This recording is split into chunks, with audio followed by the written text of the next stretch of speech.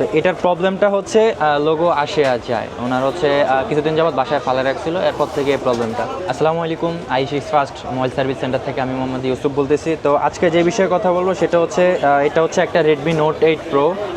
তো এটার প্রবলেমটা হচ্ছে লোগো আসে আর যায়। ওনার হচ্ছে কিছুদিন যাবত বাসায় ফালে রাখছিল, এরপর থেকে এই প্রবলেমটা।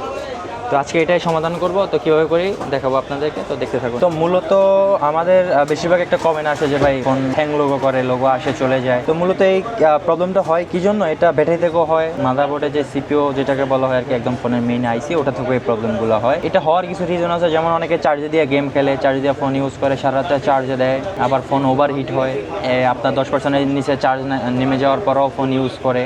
এরকম কিছু প্রবলেমের জন্য মূলত হচ্ছে হ্যাং লোগোটা হয়। তো যাদের এই প্রবলেম তারা আমাদের i6 ফার্স্টে আসতে পারে, ইনশাল্লাহ আমরা সুন্দরভাবে কাজ করে দিতে পারবো। তো আলহামদুলিল্লাহ নোট 8 প্রোর কাজটা কমপ্লিট।